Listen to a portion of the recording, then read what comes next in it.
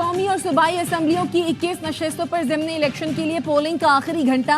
मुख्तलिफ polling station पर लड़ाई झगड़े और बदनज़मी। पीपी चवन जफरवाल में नून लीग पीटीआई कारकुनों में तसादुम। सर पर डंडा लगने से नून लीग का मोहम्मद यूसुफ जाँ बहक। एहसन इकबाल कहते हैं पीटीआई वाले ओछे हथकंडों पर उतर आए हैं, कातिल कानून से नहीं बच पाएंगे। शेखुपुरा पीपी 139 में नून लीग और सुन्नी इत्तेहाद काउंसिल के कारकुनों में तसादुम। फायरिंग से 3 अफराद जख्मी। निजामपुरा प्राइमरी स्कूल में पोलिंग रोकना पड़ी।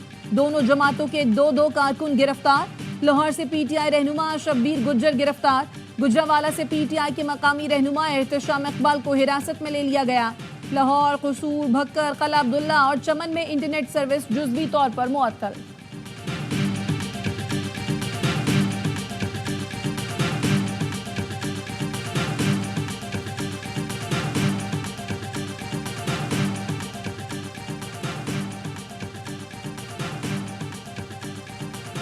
वज़ीर-ए-आज़म शहबाज शरीफ की खाली निशिस्त एनए 132 पर नून लीग के मलिक रशीद अहमद खान और सुन्नी इत्तेहाद कौंसिल के सरदार मोहम्मद हुसैन डोगर आमने सामने। वज़ीर आला पंजाब मरियम नवाज की खाली करदा निशिस्त एनए 119 लाहौर पर लीगी उम्मीदवार अली परवेज मलिक और सुन्नी इत्तेहाद कौंसिल के शहजाद फारूक मद्दे मुकाबिल।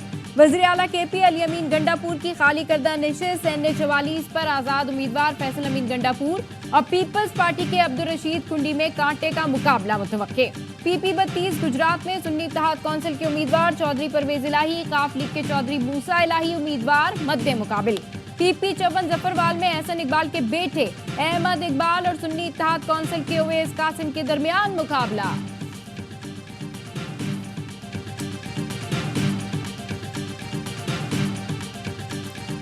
बेबस, लाचार, मायूस चेहरे से नजर आता है मियां नवाज शरीफ का। दिल बड़ा करना चाहिए था, उसको कहना चाहिए था मैं ये सीट यास्मीन राशिद को दे रहा हूँ।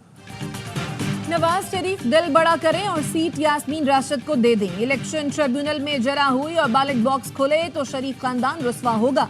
पीपल्स पार्टी के रहनुमा बैरिस्टर एतजाज एहसन कहते हैं 8 फरवरी को भोंडा इलेक्शन हुआ, नवाज शरीफ को 8 वोट पड़े, 188 कर दिया गया। नवाज शरीफ सीट छोड़ें और धांधली की इंक्वायरी का मुतालबा करें।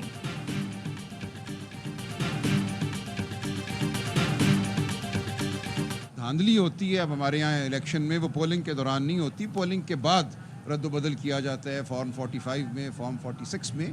तो इस वक्त पोलिंग तो मुनासिब चल रही है, लेकिन आगे क्या होगा मैं कुछ नहीं कह सकता। धांधली पोलिंग के दौरान नहीं बाद में होती है। आज भी लाहौर और दीगर इलाकों में इंटरनेट बंद किया गया। शायद आज भी 8 फरवरी वाली हरकत का मंसूबा है। पीटीआई रहनुमा सलमान अकरम राजा कहते हैं धांधली की गई तो मामला आवाम के सामने रखेंगे। शेर अफजल मरवत कहते हैं असद कैसर की फजल रहमान से बातचीत हुई है, जो भी एहतजाज में शामिल होना चाहता है खुशामदीद कहेंगे।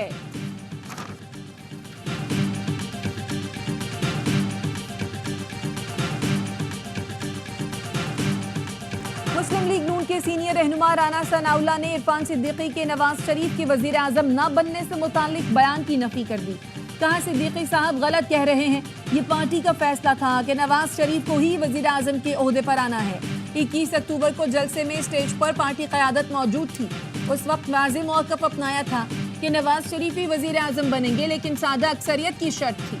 हमें यकीन था सादा अक्सरियत मिलेगी और नवाज शरीफ अपने मैंडेट के साथ वजीर आजम बनेंगे, लेकिन ऐसा नहीं हो सका।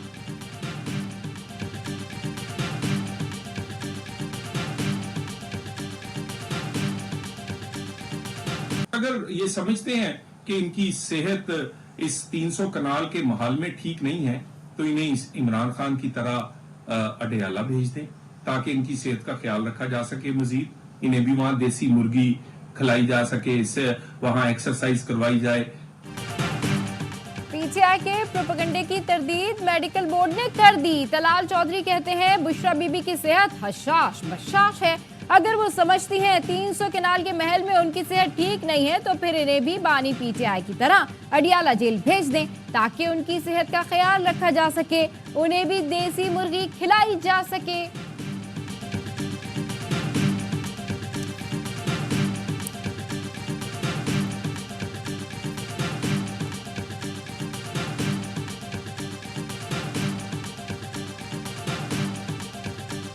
ईरानी ईरानी सदर 22 से 24 अप्रैल तक पाकिस्तान का सरकारी दौरा करेंगे। तर्जुमान दफ्तर खारजा का कहना है ईरानी सदर वजीर आजम, सदर ममलकत, चेयरमैन सेनेट और स्पीकर कौमी असम्बली से मुलाकात करेंगे। ताल्लुकात को मजीद मजबूत बनाने और तिजारत बढ़ाने पर बात होगी। दहशतगर्दी के मुश्तरका खतरे से निपटने के लिए दो तरफा ताउन पर तबादला ख्याल किया जाएगा।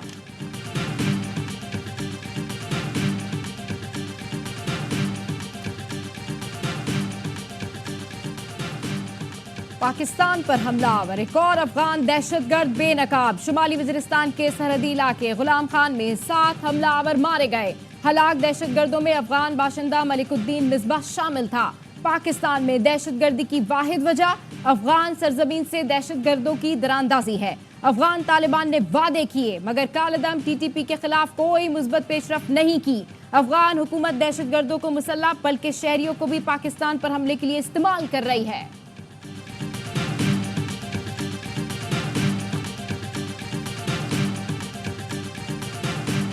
चीनी शहरियों की गाड़ी बुलेट प्रूफ थी, बम प्रूफ नहीं। काफिले की इत्तला director security Dasu hydro power ने सिर्फ DPO पर कोहिस्तान को दी। रास्ते में आने वाले अजला की DPOs और मोटरवे पुलिस को इत्तला नहीं दी गई। बेशाम में चीनी शहरियों के काफिले पर हमले की तफसीली रिपोर्ट सामने आ गई, जिसके मुताबिक वापडा ने अपने गार्ड और FC के यूनिट्स के जरिए सिक्योरिटी दी। वापडा ने नकलो हरकत की पेशगी मंजूरी नहीं ली। SSU कमांडेंट ने बताया दासू प्रोजेक्ट की सिक्योरिटी प्लानिंग पर मुशावरत नहीं हुई।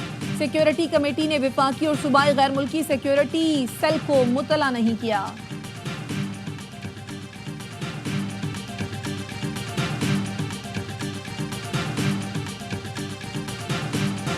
कराची में गैर मुल्कियों पर खुदकुश हमले के 3 मुकदमा थाना CTD में दर्ज। मुकदमे में हलाक दहशतगर्दों के मास्टरमाइंड और सहूलतकार भी नामजद। मुकदमात में कहा गया है धमाके से गैर मुल्कियों के जेर इस्तेमाल 3 गाड़ियों, 1 पिकअप गाड़ी और 1 मोटरसाइकिल को नुकसान हुआ।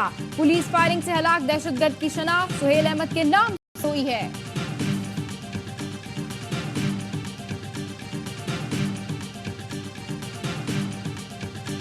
पाकिस्तान और वेस्ट इंडीज की विमेंस टीमें दूसरे वनडे में मद्दे मुकाबल 224 रन के ताक़ुब में मेहमान टीम की बैटिंग जारी।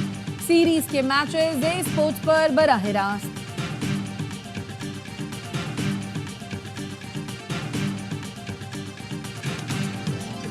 और पाकिस्तान और न्यूजीलैंड आज तीसरे T20 में मद्दे मुकाबले आएंगे। गुज़िश्ता रोज ग्रीन शर्ट्स ने कीवीज को 7 विकेट से हराया था। सीरीज के तमाम मैचेस देखिए स्पोर्ट्स पर बराह रास्त।